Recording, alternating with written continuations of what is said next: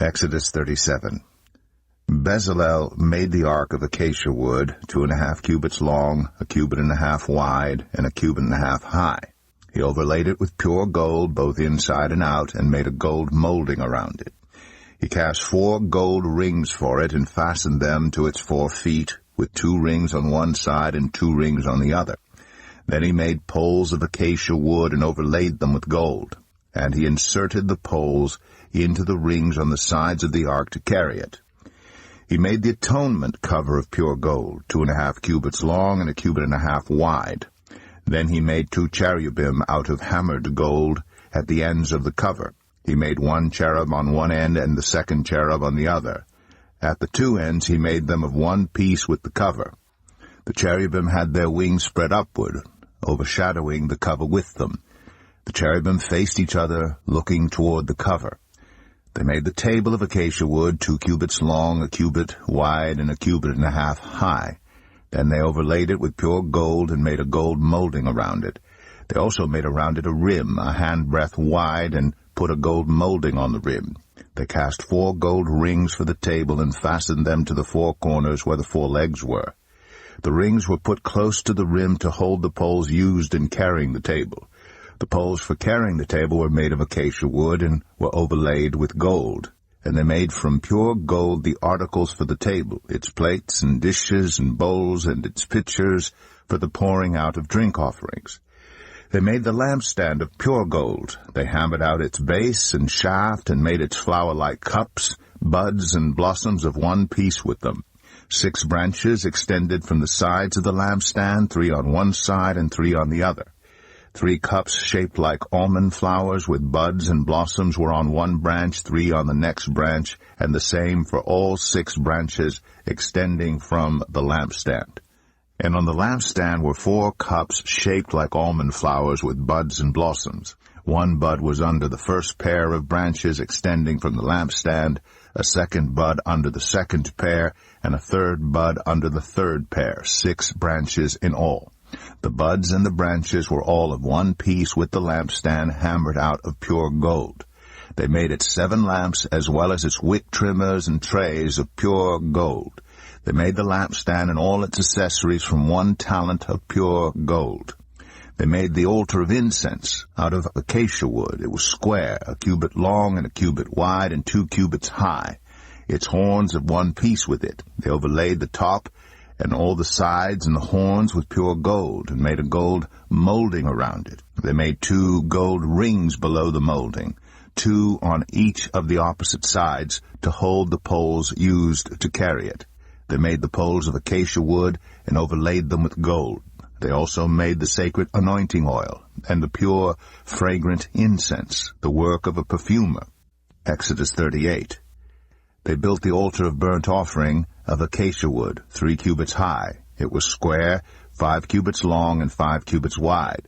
They made a horn at each of the 4 corners so that the horns and the altar were of one piece, and they overlaid the altar with bronze. They made all its utensils of bronze, its pots, shovels, sprinkling bowls, meat forks, and fire pans. They made a grating for the altar, a bronze network to be under its ledge halfway up the altar. They cast bronze rings to hold the poles for the 4 corners of the bronze grating. They made the poles of acacia wood and overlaid them with bronze. They inserted the poles into the rings so they would be on the sides of the altar for carrying it. They made it hollow out of boards.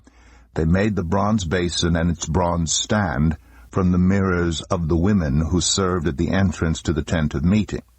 Next they made the courtyard. The south side was 100 cubits long, and had curtains of finely twisted linen, with 20 posts and 20 bronze bases, and with silver hooks and bands on the post.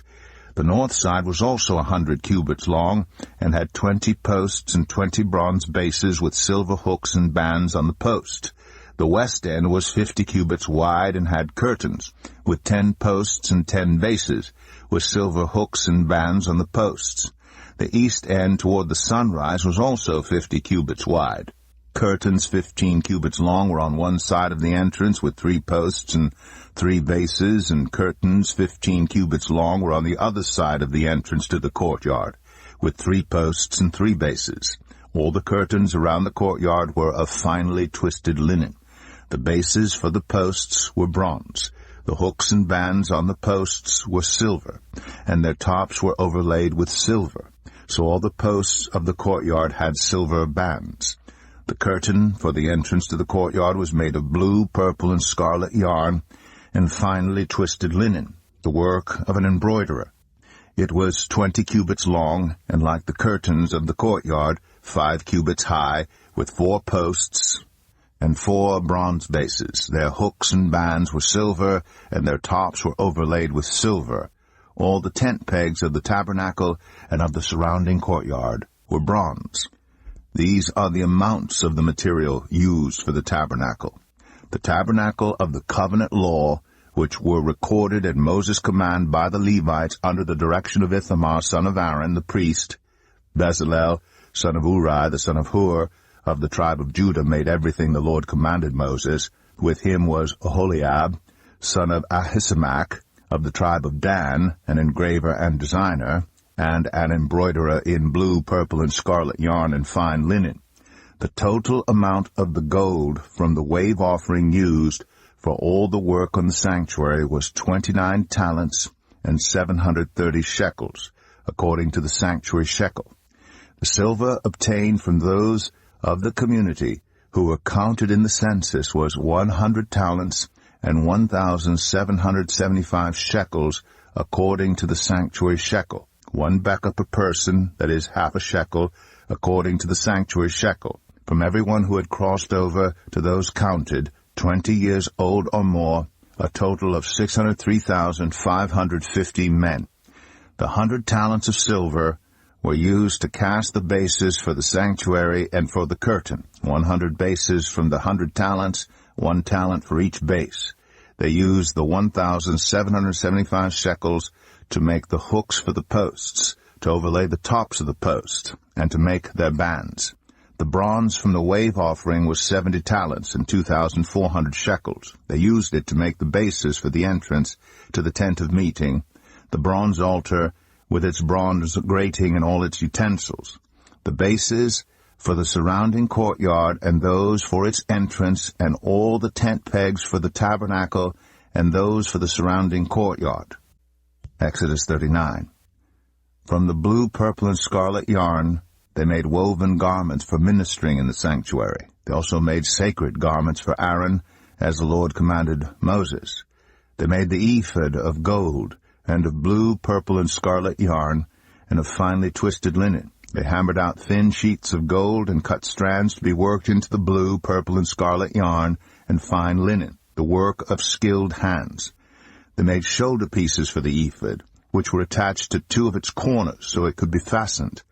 Its skillfully woven waistband was like it, of 1 piece, with the ephod, and made with gold and with blue, purple, and scarlet yarn, and with finely twisted linen, as the Lord commanded Moses.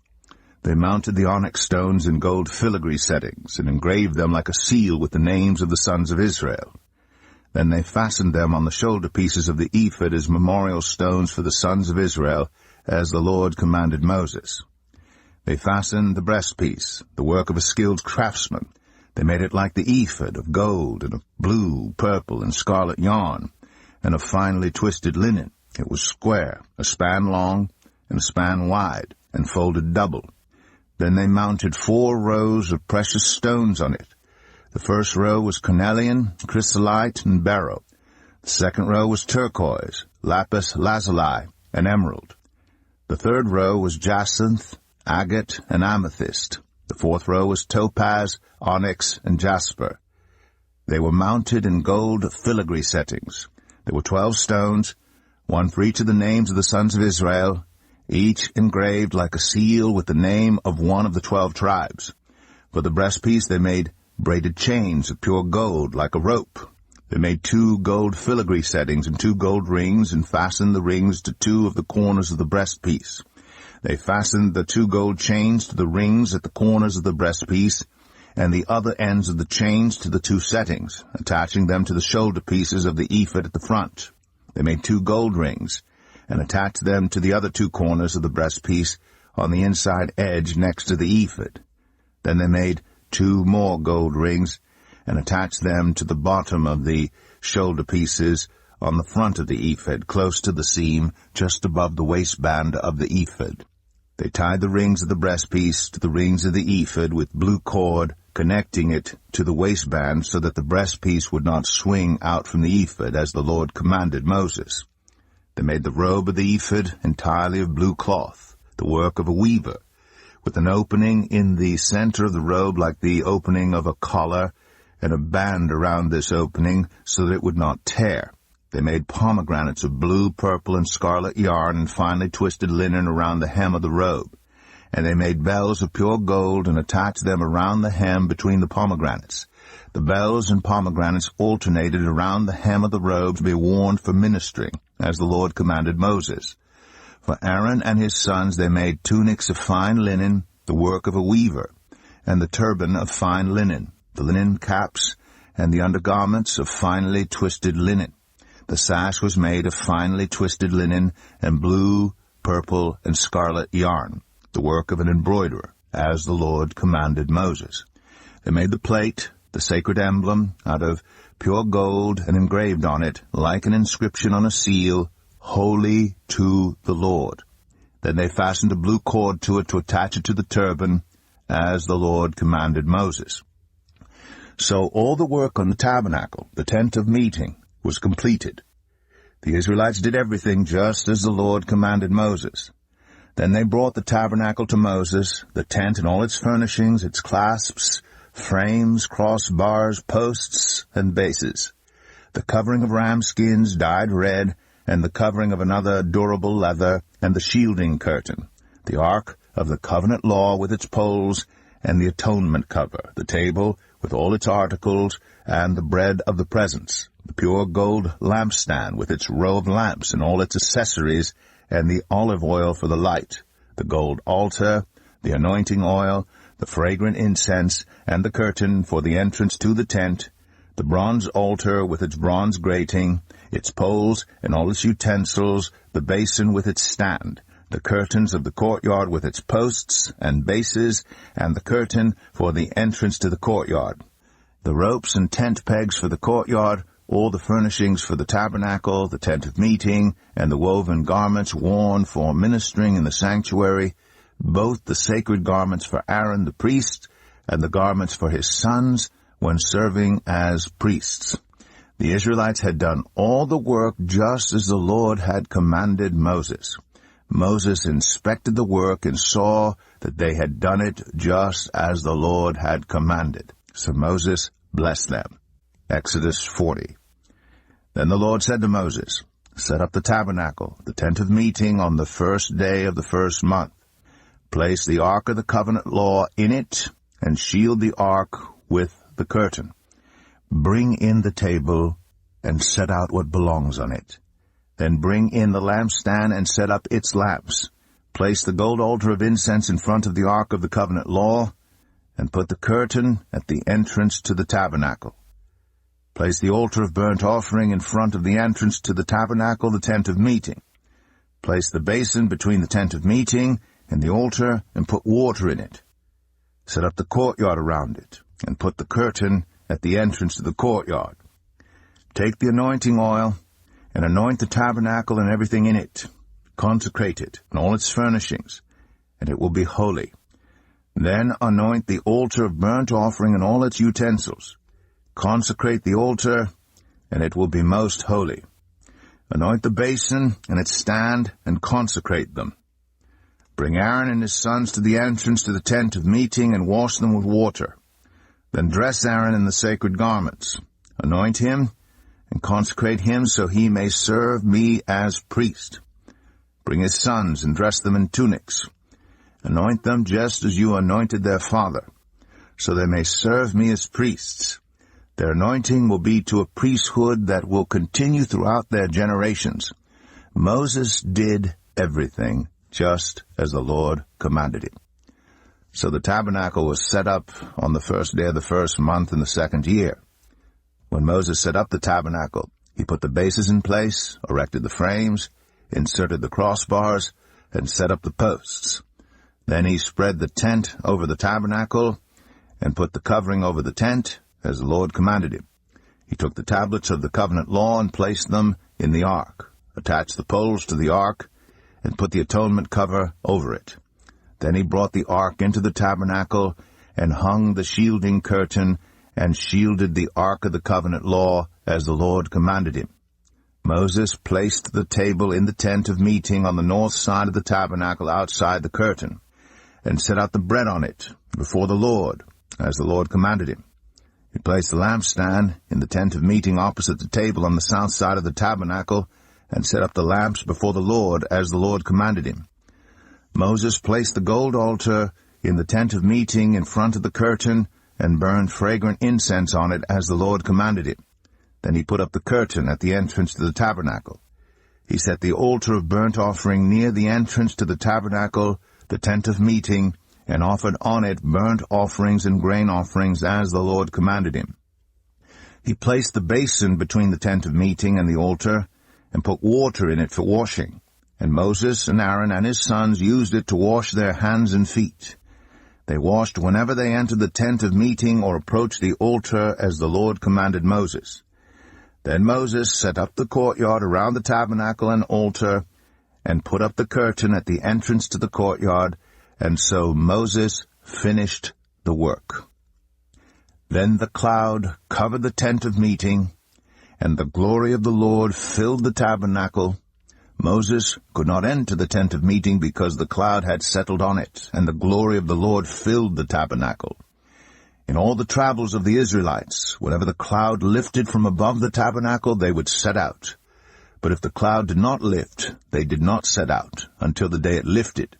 So the cloud of the Lord was over the tabernacle by day, and fire was in the cloud by night, in the sight of all the Israelites during all their travels.